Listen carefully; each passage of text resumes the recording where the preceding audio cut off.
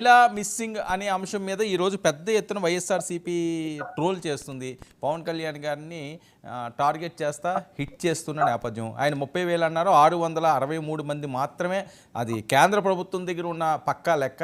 30,000 ఎక్కడి నుంచి తీసుకొస్తారో తీసుకురండి, కావాలని విషయం చెప్పారని చెప్పి ఇప్పటివరకు తెలుగుదేశం పార్టీని టార్గెట్ చేశారు, లోకేష్ గారిని టార్గెట్ చేశారు, చంద్రబాబు నాయుడు గారిని టార్గెట్ చేశారు. కానీ మొదటిసారి కూటమి పార్టీ 50 రోజులు అధికారంలోకి వచ్చిన తర్వాత పవన్ కళ్యాణ్ గారి మీద గూడు ఎక్కువ పెడుతున్నారు.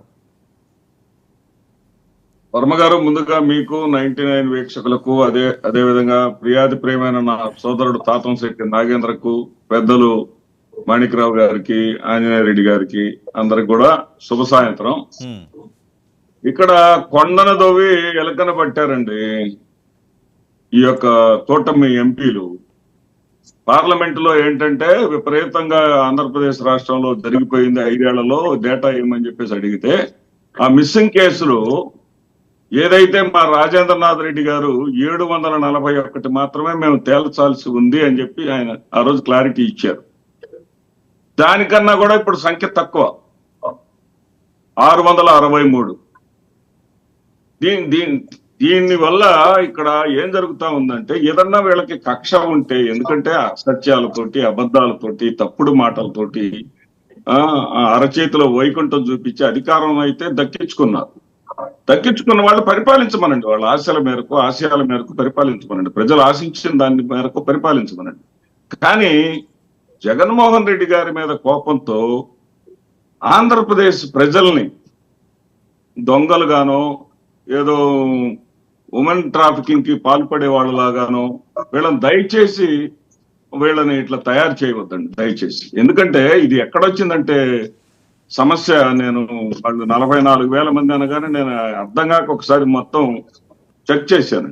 గూగుల్లో చెక్ చేస్తే నాకు అర్థమైంది విషయం ఏంటంటే, ఇది అసలు సమస్య ఎక్కడి నుంచి పుట్టిందంటే, మన భారతదేశం అనేది, ఎందుకంటే నేను పార్టీలకు అతీతంగా మాట్లాడదలుచుకున్నా ఈ రోజున.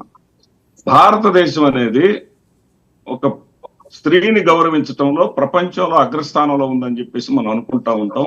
ఎక్కడైతే స్త్రీ సంతోషంగా ఉంటుందో, నవ్వుతూ ఉంటుందో, బాధపడకుండా ఉంటుందో, ఆ భూమి చల్లగా ఉంటుంది, చక్కగా ఉంటుంది, వెలుగొందుతుంది అని చెప్పేసి అనుకుంటా ఉంటాం. అలాంటి భారతదేశం ఒక సర్వేలో జూన్ 26, 2018 ఒక సర్వేలో మహిళలు ప్రమాదకరంగా ఉన్నటువంటి దేశాల లిస్టు తీస్తే భారతదేశం ప్రథమ స్థానంలోకి వచ్చిందండి. ఫస్ట్ ప్లేస్ లో ఉంది ప్రపంచంలో ప్రథమ స్థానంలో ఉంటే ఈ పరిస్థితి ఏంట్రా బాబు ఎలా దాపురించిందని చెప్పేసి కేరళకు చెందినటువంటి ఒక ప్రొడ్యూసరు ద కేరళ స్టోరీ అనేటటువంటి సినిమాని తీశాడండి. ద కేరళ స్టోరీలో ఏం చెప్పాడంటే, ఆయన 2016 నుంచి 2020 వరకు జరిగినటువంటి ఈ మిస్సింగ్ లో ఓన్లీ మహిళలు మాత్రమే ఉండరండి, ఎవరైనా మిస్ అవుతారు. జెంట్స్ కూడా ఉన్నారు. ఆ సంఖ్య ఎన్సీఆర్బి లెక్క ప్రకారం జెంట్స్ కూడా ఉన్నారు. సరే, ఏది ఏమైనా సరే ఈ మిస్సింగ్ కేసుల మీద ది కేరళ స్టోరీ అనే సినిమా తీస్తే, ఆ సినిమాలో ఆ 2016 నుంచి 2020 వరకు వచ్చినటువంటి లెక్కల ప్రకారం 29,943 మంది కేరళ నుంచి ఉంటే, అదే ఈ యొక్క గుజరాత్ నుంచి 41,621 మంది ఉన్నారండి. ఎందుకు దీన్ని ఎక్స్పోజ్ చేయరండి? లేటెస్ట్ గా 2024లో 16/4 అత్యధికంగా అక్రమ రవాణా జరుగుతున్నటువంటి మహిళల లిస్టుగా అందిస్తే, తెలంగాణ మొదటి స్థానంలో వచ్చింది, మహారాష్ట్ర 2వ స్థానంలో వచ్చింది, అస్సాం 3వ స్థానంలో వచ్చింది. ఆ తర్వాత వెస్ట్ బెంగాల్, రాజస్థాన్, గుజరాత్ ఇవన్నీ ఉన్నాయి.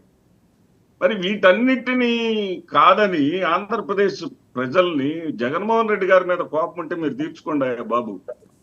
కోపంగా చెప్పారు, అబద్ధాలు చెప్పారు, అధికారంలోకి వచ్చారు కదా, ఇంకా ఆయన మీద పడి ఏడుస్తారు. ఎందుకు? ఏమన్నా కోపం ఉంటే ఆయన మీద తెచ్చుకోండి, లేదా ఆయన చంపేయండి. అంటున్నాడు కదా, ఆయన అన్నాడు కదా, ఎవరు అయ్యన్న పాత్రుడు గారు, ఓడాడు కానీ చావలేదని. చాలా మందికి బాధ ఉంది, కూటమిలో వాళ్ళకి జగన్మోహన్ రెడ్డి గారు ఇంకా జీవించి ఉన్నారనేటటువంటి బాధ చాలా మందికి ఉంది. ఎందుకంటే ఆయనకు 40% ఓట్లు వచ్చినాయి, ఆయన ఏదైనా ఎప్పుడైనా లేస్తాడు మళ్ళీ అనేటటువంటి భయం వీళ్ళందరికీ ఉంది. ఇంత దారుణాలు చేసే బదులు, ప్రజల్ని ఇంత ఘోరంగా అవమానించే బదులు ఒకసారి చంపేయండి, లేకపోతే మా నాయకుడిని. ఓకే ఓకే మీకు అంత భయం ఉంటే, అంత అర్థం అనుకుంటే. అంతేగాని ఆంధ్రప్రదేశ్ రాష్ట్రం పరువు తీయకండి అని చెప్పేసి మీ అందరినీ చేతులు జోడించి వేడుకుంటున్నా ఈ ఓకే. కూటమి వాళ్ళు. ఓకే ఓకే సార్, ఒక్క నిమిషం. మాణిక్యాలరావు గారు, అధికారం కోసం ఎందుకు ఇంత దారుణంగా ప్రచారాలు చేస్తున్నారు, ఇందులో నిజాలు ఏమున్నాయి అని ఆయన చేతులు జోడించి అడుగుతున్నారట మాస్టర్. కాస్త చంపియండి, ఇంకా ఆయన్ని, ఈ బాధ ఉండదు, ఆయన బతుకున్నారని చెప్పి మీరు ఏడుస్తున్నారు,